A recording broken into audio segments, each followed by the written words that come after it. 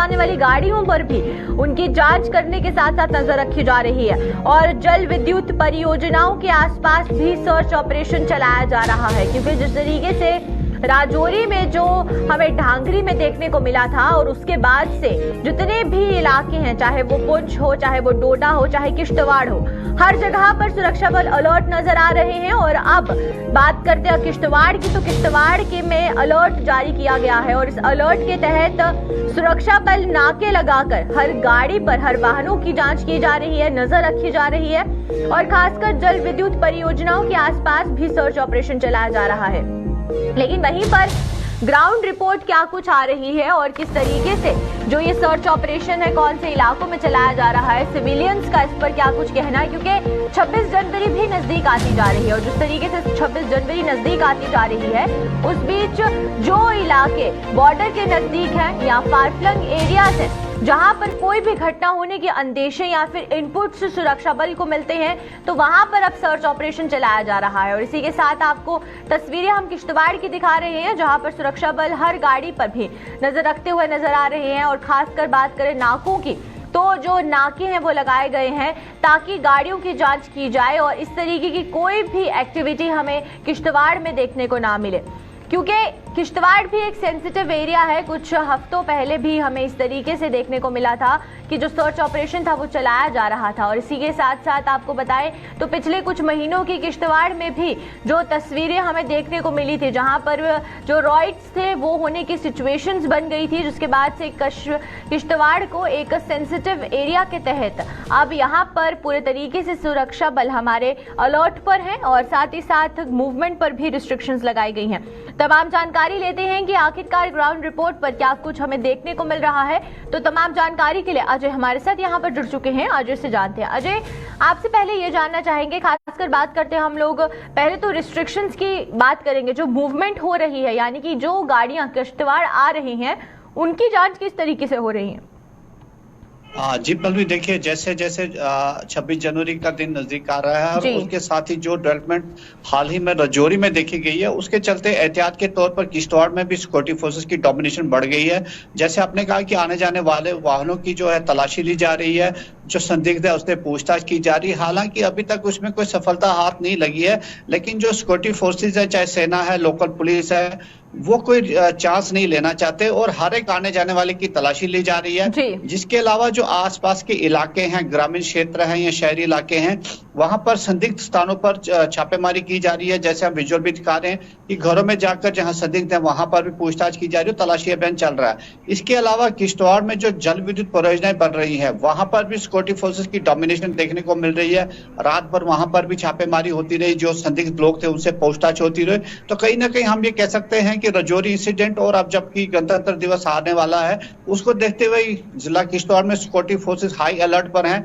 हालांकि ये सफलता हाथ नहीं लगी है, लेकिन चांस कोई नहीं ले रहा है। जी वहीं पर अजय, आपसे ये जानना चाहेंगे कौन से इलाके ऐसे हैं जो कि ज्यादा सेंसिटिव है किश्तवाड़ में देखा जाए तो, ऐसे कौन से इलाके हैं जिन पर ज्यादा सिक्योरिटी की जरूरत है?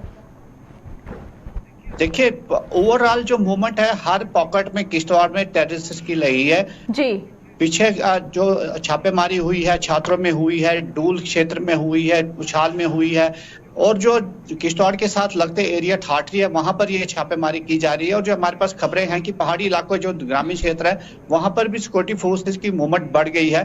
कहीं ना कहीं हर जगह पे जो सेंसिटिव एरियाज हैं वहां पर डोमिनेशन की जा रही है, क्योंकि यहाँ पर ये कहना जरूरी होगा कि किश्तवाड़ में अभी भी करीब 3 दशकों पुराना एक आतंकवादी हिजबुल कमांडर जहांगीर सरूरी जो है वो अभी भी जीवित है। उसके 2 साथी और अभी इन इलाकों में घूम रहे हैं जिनकी तलाश जारी है, लेकिन वो हाथ नहीं आ रहे सुरक्षा बलों के। क्या कारण है वो एक दूसरा चैप्टर है, लेकिन जो चांस, जैसे मैंने कहा कि सुरक्षा बल कोई चांस नहीं लेना चाहते और हर जगह डोमिनेशन बढ़ाती है।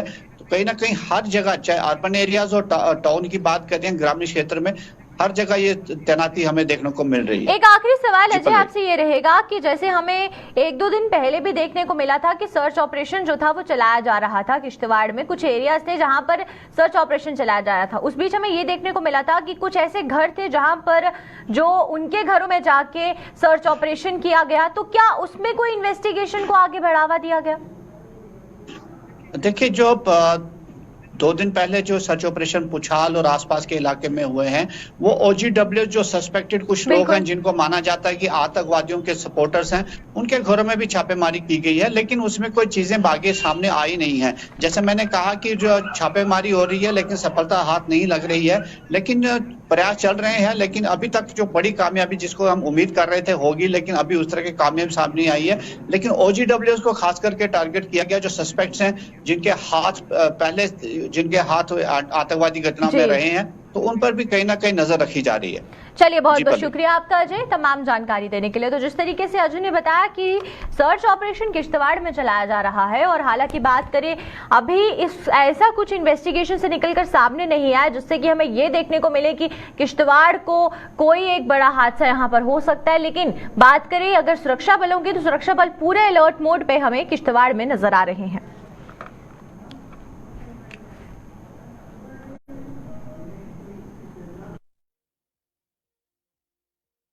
तो चलिए अब बात करते हैं हम लोग, क्योंकि मंडी से भी एक खबर जो है वो सामने आ रही है, जहां पर ये देखने को मिल रहा है कि मनरेगा में बायोमेट्रिक हाजिरी का मुद्दा अभी गर्माता जा रहा है। और खासकर बात करें मंडी में, तो मंडी के पंचायतों के सदस्यों ने इस पर प्रदर्शन करना शुरू कर दिया है। उन्होंने साफ कहा है कि सरकार को अपना ये आदेश वापस लेना है, और जम्मू में भी सरकार का आदेश का विरोध होता हुआ नजर आ रहा है। और बायोमेट्रिक की हाजिरी पर ये जो मुद्दा है ये दिन ब दिन गर्माता जा रहा है। और उसी के साथ आप बात करें अगर हम लोग मंडी की, तो जहां पर मंडी में इसको लेकर प्रदर्शन किया जा रहा है, वहीं दूसरी तरफ जम्मू में भी इसको लेकर जो प्रदर्शन है वो किया जा रहा है। और उनका साफ कहना है कि सरकार ये आदेश जब तक वापस नहीं लेगी तब तक इसी तरीके से प्रदर्शन चलता रहेगा। और आपको ये बता दें कि सरकार ने एक फैसला लिया था, जहां पर सरकार ने ये कहा था कि ट्रांसपेरेंसी को बनाए रखने के लिए बायोमेट्रिक अटेंडेंस लगाना बहुत ज्यादा जरूरी है। और उसी के साथ साथ ये हमें देखने को मिला था कि पंचायतों में भी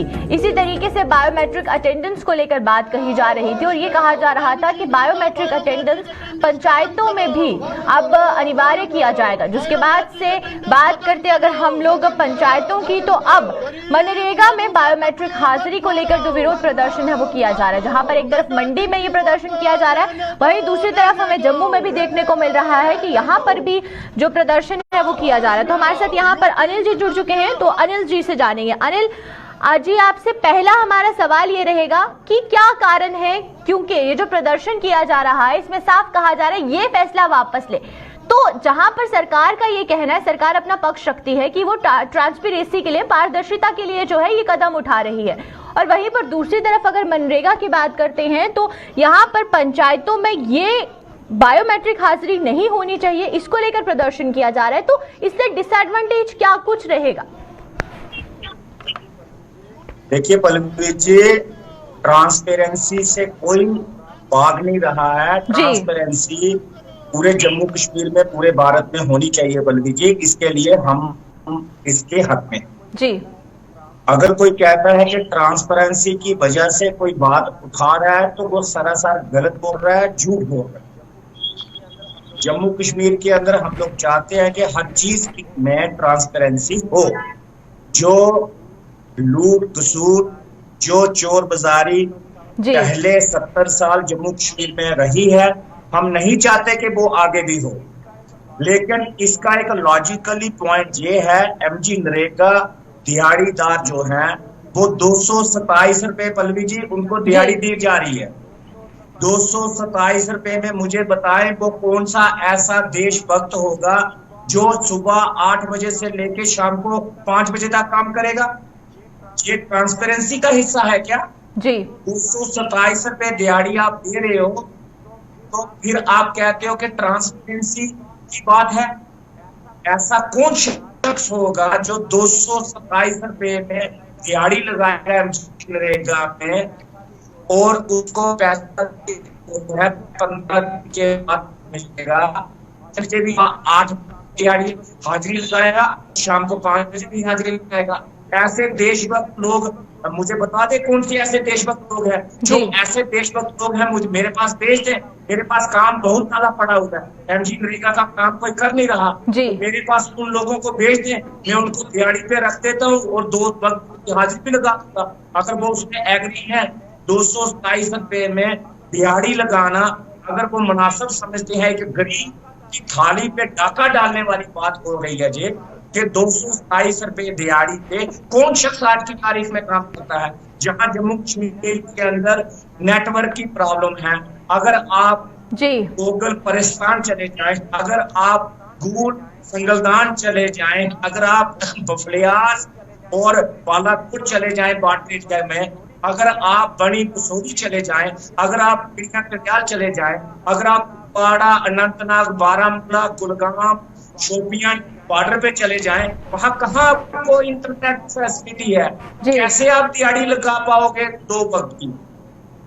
लेकिन वहीं पर अनिल जी एक सवाल मेरा आपसे ये रहेगा कि जिस तरीके से मनरेगा की बात करें तो मनरेगा एम्प्लॉयमेंट स्कीम जब चलाई गई थी तो क्या उसके बाद से जो अनदेखी हुई है इन मनरेगा के जितने भी एम्प्लॉयज हैं उसको लेकर आपका क्या कुछ कहना है? देखिए, मैं किसी पे एलिगेशन नहीं लगवा रहा, मैं सिंपल से मेरे 2 सवाल हैं सरकार से, सिंपल से 2 सवाल। एक तो 227 रुपए पे दिहाड़ी आप जम्मू कश्मीर के अंदर दें।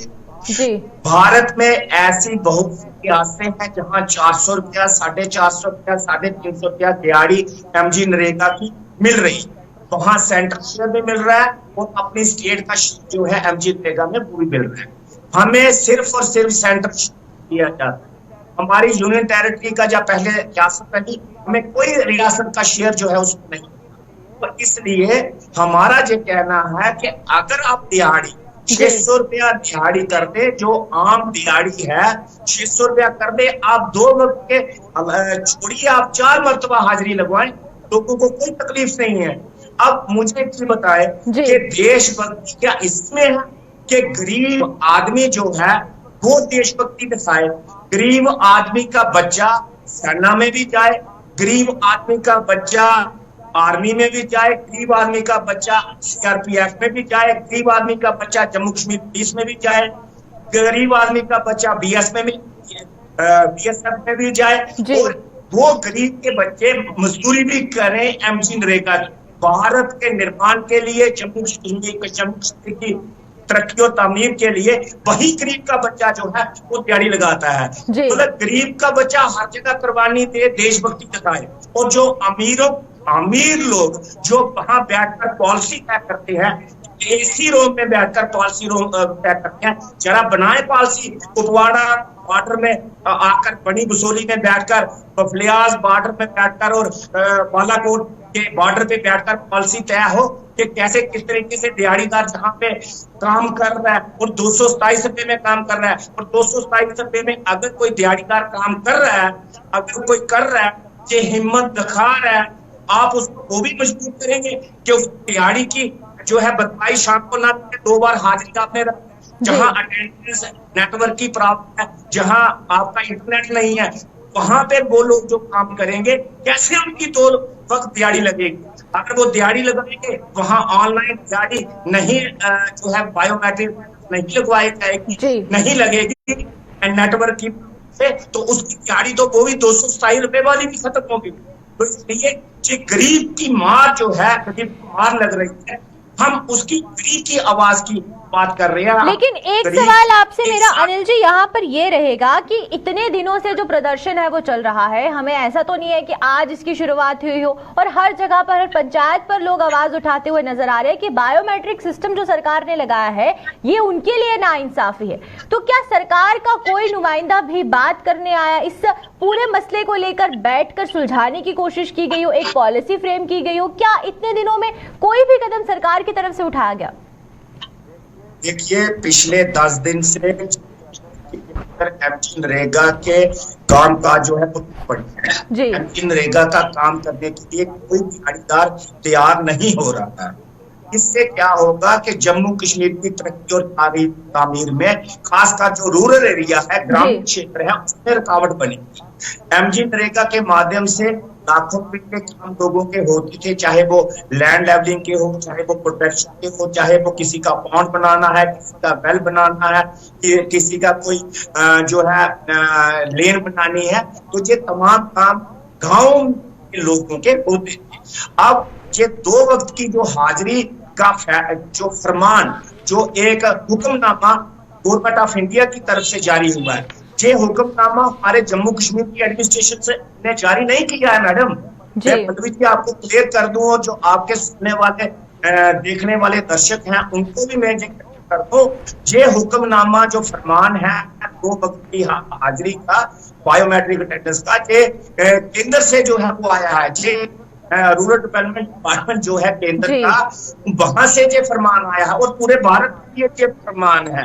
ये सिर्फ जम्मू कश्मीर के लिए नहीं है, पूरे भारत के लिए। इसलिए पूरे भारत के अंदर जो है ये फरमान इस वक्त चल रहा है, और पूरे भारत में MG नरेगा स्कीम जो है वो प्रभावित होगी। इससे स्कीम जो है वो ठप पड़ जाएगी, और इस स्कीम के माध्यम से जो लोगों का भला होता था, जो लोगों की डेवलपमेंट होती वो नहीं हो पाएगी। आपको अगर ट्रांसपेरेंसी करनी है, आप ट्रांसपेरेंसी खुले मन से करें, कोई किसी को दिक्कत नहीं है।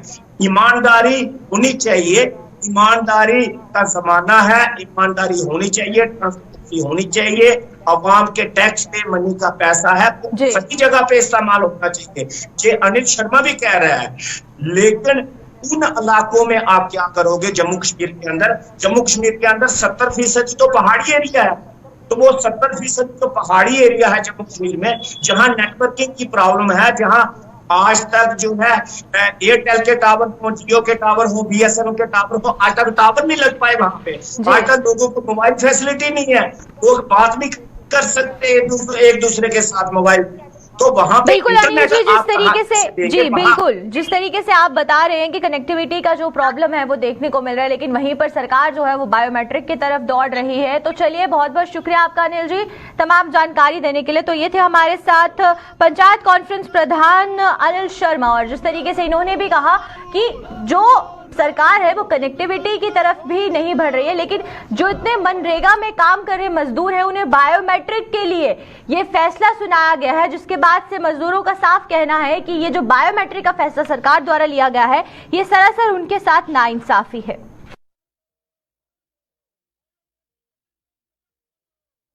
तो चलिए अब हीरानगर की तरफ चलते हैं और आपको ये बता दें कि हीरानगर में जो बिजली सप्लाई है उसकी वजह से खासकर लोगों को, आम वर्ग और व्यापारी वर्ग को काफी परेशानी यहाँ पर देखने को मिल रही है, और बत्ती गुल रहने की वजह से कारोबार बुरी तरह से इन लोगों का प्रभावित होता जा रहा है। आपको ये भी बता दें कि जिस तरीके से बात करते हैं व्यापारियों की, तो जहाँ पर इन व्यापारियों ने बैंक से लोन लेकर जो अपना व्यापार है, जो अपना बिजनेस है उसे शुरू किया होता है, लेकिन वहीं पर बिजली डिपार्टमेंट जब घंटों तक बिजली गायब रखता है, गुल रखता है, तो उसकी वजह से इन लोगों के व्यापार पर इसका सीधा असर पड़ता है। जहां पर यह बताया जा रहा है कि कोई भी शेड्यूल्ड पावर कट हमें हीरानगर में नहीं देखने को मिल रहा है, और उसकी वजह से व्यापारियों को काफी परेशानी आ रही है। लेकिन वहीं पर तमाम जानकारी क्या है इस पूरे मामले को लेकर रंजीव हमारे साथ यहाँ जुड़ चुके हैं, रंजीव से जानते हैं। रंजीव, आपसे पहले ये जानना चाहेंगे कि आज तक पावर डेवलपमेंट डिपार्टमेंट द्वारा एक शेड्यूल पावर कट का जो एक शेड्यूल था वो जारी क्यों नहीं किया गया? क्योंकि हर जगह पर खासकर बात करते हैं,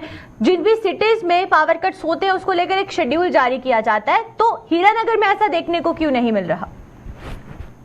पल्लवी, मैं बताऊं कि बिजली विभाग की तरफ से शेड्यूल तो जो 8 घंटे का शेड्यूल वो तो STD विभाग की तरफ से जारी किया जा चुका है, लेकिन ऊपर से जो बड़ी समस्या है लोगों की वो ग्रिड का अनशेड्यूल कट होता है। जैसे ही SLTC से ग्रिड वालों को मैसेज आता है कि ओवरलोड हो गया है और इतना लोड कम कर दो, तो वो वहां पे कट लगा देते हैं, जिसके कारण लोगों को काफी दिक्कतों का सामना करना पड़ रहा है। इस सर्दी के मौसम में खासकर लोगों को बिजली की जरूरत जो है वो अधिक पड़ जाती है, लेकिन पीछे से जनरेशन कम होने से और जो सप्लाई भी कम होने से जो कट हैं वो लगातार बढ़ रहे हैं, और इन कट की वजह से खासकर छोटे दुकानदार और छोटे जो बिजली उपकरणों से अपने कामकाज चलवाते थे उनकी रोजी रोटी पर सवाल खड़े हो रहे हैं, क्योंकि दिन में अगर 8 घंटे कट रहेगा तो वो काम कब करेंगे। इसको लेकर उन्होंने उन दुकानदारों में काफी रोष देखा जा रहा है।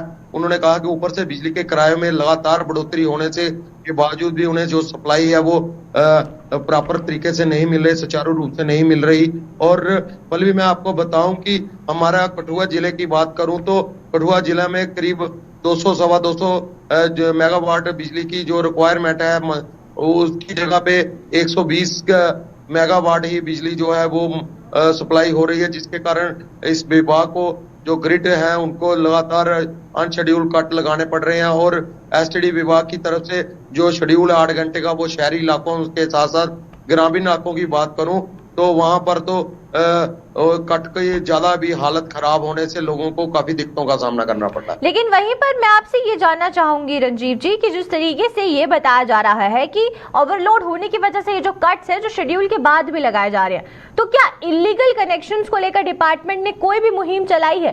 क्या आज तक इलीगल कनेक्शंस जो हीरानगर में दिए गए हैं उसको काटने के लिए, ताकि ओवरलोडिंग को रोका जा सके और जो लोग अपने बिजली का भुगतान कर रहे हैं, किराए का भुगतान कर रहे हैं, उनको बिजली समय पर मिल सके? मैं पहले भी बताऊं कि ये जो आपने बताया कि इलीगल कनेक्शनों को लेकर विभाग लगातार छापेमारी करता है, हीटर्स जब्त करता है लोगों के घरों से।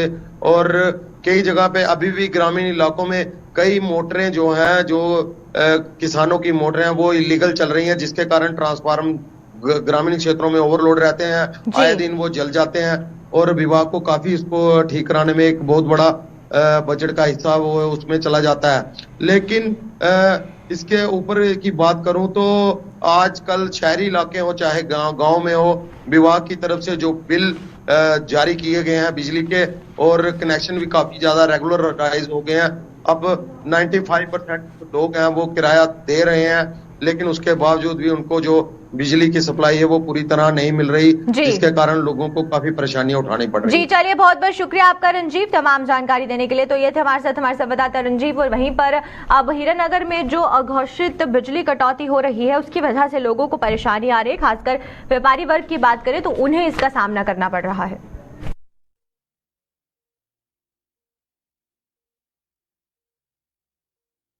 तो चलिए आप सोरनकोट की तरफ चलते हैं। आपको बता दें कि सोरनकोट में भी हमें बिजली को लेकर जो परेशानी है वो देखने को मिले, जहां पर गुलिस्तान न्यूज ने इस खबर को प्रसारित किया था और जिसके बाद से सोरनकोट में इस खबर का असर देखने को मिल रहा है। और खबर प्रसारित होने के बाद बिजली विभाग यहां पर हरकत में आता हुआ नजर आया और अवैध बिजली का प्रयोग करने वाले को खिलाफ जो है वो अभियान चलाया गया। और बड़ी संख्या में हीटर, बॉयलर सहित वो उपकरण जो कि बिजली की ज्यादा अवैध तरीके से जिससे इस्तेमाल किया जाता था और ओवरलोडिंग होने की वजह से बिजली में कटौती होती थी, बिजली में परेशानी आती थी, लोगों तक बिजली नहीं पहुंच पाती थी। और फिर खबर को जब प्रसारित किया गया तो पावर डेवलपमेंट डिपार्टमेंट द्वारा इसको लेकर जो इलीगल कनेक्शंस लगाए गए थे या फिर जहां पर अवैध उपकरणों का इस्तेमाल हो रहा है, जिन पर रिस्ट्रिक्शंस लगाई गई हैं डिपार्टमेंट द्वारा, उनको जब्त किया गया है। तमाम जानकारी के लिए आकाश मलिक हमारे साथ यहाँ जुड़ चुके हैं। आकाश से जानते हैं। आकाश, आपसे पहले ये जानना चाहेंगे कि जिस तरीके से अब सरकार ने ये इलीगल कनेक्शंस को लेकर जो है मुहिम चलाई है वहां पर,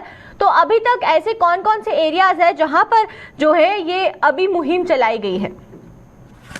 तो पहले मैं आपको बताता चलूं, पीडीडी के हवाले से 3 दिन पहले हमने एक खबर की थी, उसमें लोगों का ये कहना था कि पीडीडी के हवाले से जो है लाइट जो है काफी ज्यादा मकदार पे कट की जाती है और गरीब लोग हैं, कुछ लोगों के घर इन्वर्टर नहीं होते और बच्चों की पढ़ाई में जो है काफी दिक्कत लोगों को सामना करना पड़ता है। उसके बाद आज हमारी AWE सोरनकोट से कल बात हुई तो उनका ये कहना था कि मैंने तमाम टीम्स को जो है इत्तला दे दी है और आप जैसे देख रहे हैं कि कल जो है और आज सुबह भी ये छापे मार के जितने भी इलीगल मटेरियल, चाहे वो हीटर्स हो, बायलर्स हो, तमाम लोगों के घर से इलीगल जितने भी हीटर्स और बायलर है उनको जो है रिकवर किया गया। और AWE की तरफ से एक चीज ये भी बताई गई है कि कोई भी आदमी जो है इलीगल किसी भी चीज को इस्तेमाल करते हुए अगर पकड़ा गया उसके खिलाफ जो है सख्त कानूनी कार्रवाई की जाएगी।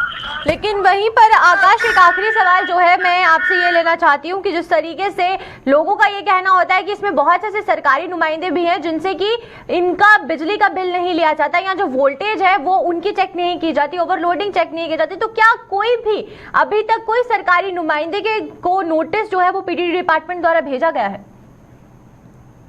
हमारे से हमारी जो AWE से बात हुई उनसे हमारी इस हवाले से बात हुई, उनका कहना है कि चाहे कोई सरकारी मुलाजिम हो चाहे कोई प्राइवेट हो, सब पे जो है एक्शन किया जाएगा। कुछ डिपार्टमेंट से वो भी आला अधिकारी से जब हमारी उनका कहना है कि हमने वो भी चेक किए, वहां से भी अगर कोई हीटर या कोई चीज मिले हमने उस पर भी एक्शन किया। लोगों का रिएक्शन ये है, लोगों का कहना है कि पीडीडी डिपार्टमेंट का एक ये अच्छा कदम है और लोगों की यही मांग है कि जो लाइट का चलिए बहुत बहुत शुक्रिया आपका आकाश तमाम जानकारी देने के लिए। तो ये थे हमारे साथ आकाश मलिक और वहीं पर हमें देखने को मिल रहा है कि पीडीडी डिपार्टमेंट द्वारा जो अवैध कनेक्शंस हैं वो काटे जा रहे हैं और जो उपकरण है उन्हें भी जब्त किया जा रहा है।